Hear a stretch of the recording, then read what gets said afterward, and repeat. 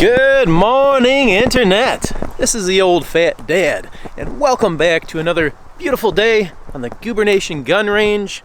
Today, I wanted to do a quick talk about silencers, suppressors, whatever you want to call them. I get a lot of questions in the comments, and I thought it'd be good to just do a video, put all of them together, and see if we could answer them. Oh, and before we get back to the shooting table, let me just say a big thank you to Buffalo Outdoors. He's got a great YouTube channel, and he just actually referred a bunch of you guys over to check out my channel, and I really do appreciate it. So, from the bottom of my heart, thank you so much, Buffalo Outdoors, and thank you for all the guys who came over to check me out. All right, let's head to the table and take a look. All right, first question I hear come up a good bit. Is it called a silencer? Is it called a suppressor? What exactly is the name for this thing that goes on the end of your barrel and quiets things down? In the ATF literature, I think they call it silencer sometimes. I think they even call it suppressor sometimes. And I don't think there is really a standard definition for either one. 99% of the time, I don't think there's going to be any confusion about what you're talking about. So silencer, suppressor, say whatever you want. For me, suppressor runs off my tongue a little bit easier than silencer, so I usually say suppressor, but I'll know what you're talking about if you say either one. Next question, how quiet do suppressors really make your firearm? And I think there are two categories there that we need to address, and that is suppressors on rimfires and then suppressors on center fires. Let's do a quick demonstration. Here's a couple rounds suppressed through our Ruger 1022 with subsonic ammo, just shooting out into the grass.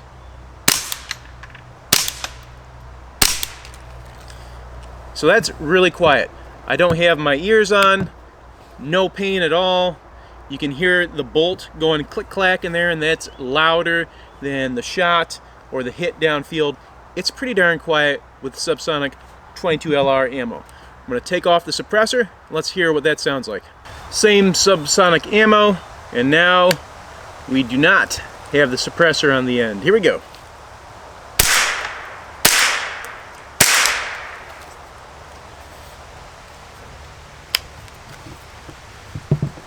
And I'm hoping the microphone picks this up, but there is a really big difference between the noise levels suppressed and unsuppressed there. It is quite loud. I can't hear the bolt running anymore. I can't hear anything else except for the report of the round going off. Which brings us to the second part of the how quiet is it equation. Everything else that's not 22 LR, pretty much. So 22 Magnum even, 17 HMR on the rimfire, and then everything on the centerfire side of the equation. There are centerfire rounds that are supposed to be pretty darn quiet. 300 blackout suppressed, 9mm subsonic suppressed. All these things, I've heard people claim that they're super quiet, and while they might be super quiet compared to unsuppressed, they are still really loud. While everything else might be a good bit quieter suppressed, it's not going to be like shooting 22 subsonic ammo suppressed versus unsuppressed. All right, next question. Is it legal to own a suppressor?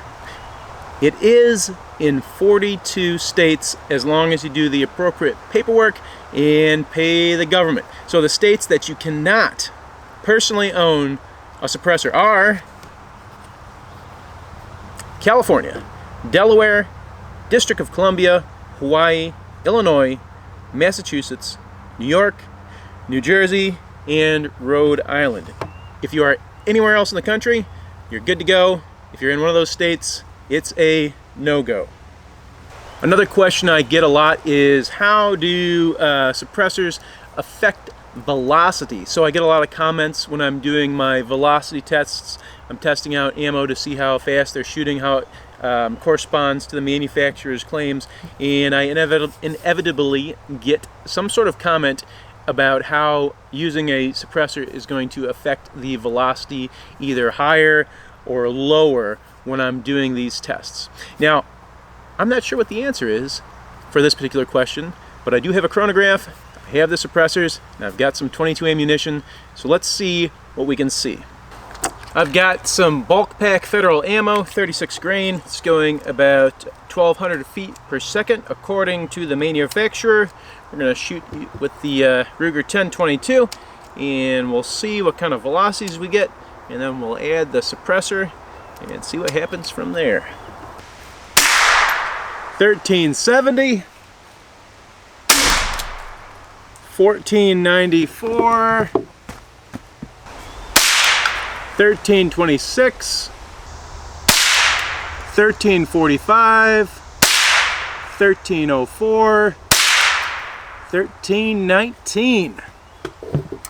And if you didn't notice, I did shoot the chronograph. Just skimmed off the top, didn't do any damage to anything, luckily, but got another little beauty mark on my old chronograph. Alright, let's switch to suppressed. Now we got the suppressor on. Let's see what kind of velocity numbers we are getting. Here we go. 1330, 1312, 1335. Looks like a duplicate. We'll try it again. 1323, 1326. And I think that will do it. Let's crunch those numbers. Final question of the day. Does a suppressor affect your accuracy? Does it affect your point of impact? I've got 3 suppressors here. This one's a handgun suppressor, this one's a rimfire suppressor, and this is for all big centerfire rounds. And I've got standard velocity ammo, CCI, one of my favorites to shoot through the 1022. So let's take it out to 50 yards. We'll shoot a couple 5-shot groups. We'll do all 3 different suppressors. We'll do it unsuppressed, and we'll see how our accuracy is affected and how much, if any, point of impact shift we get between the suppressors. 5 shots with the handgun suppressor.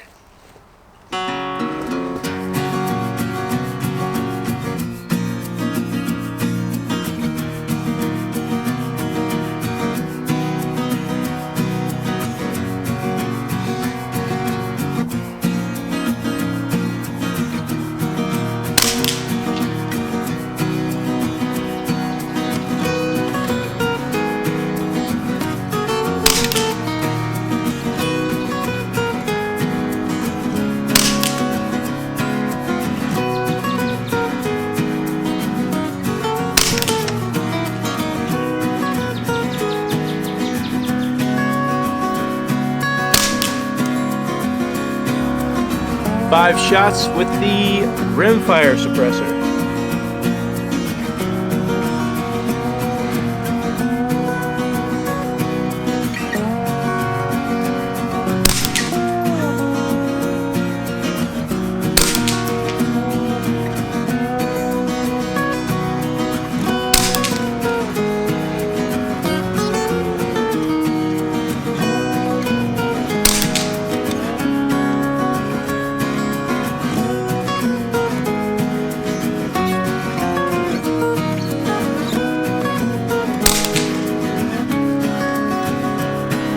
Five shots with the centerfire suppressor.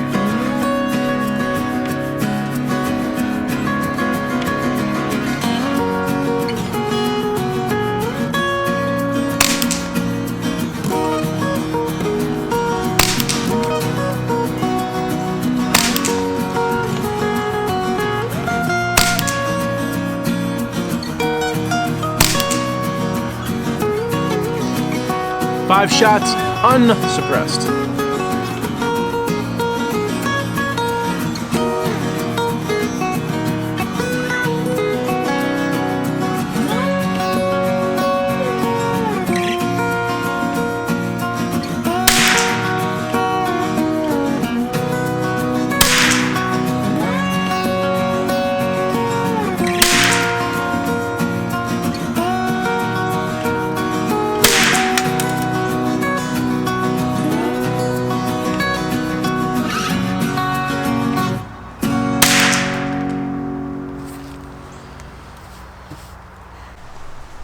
Let's take a look at these results, and here's the quick and dirty of it.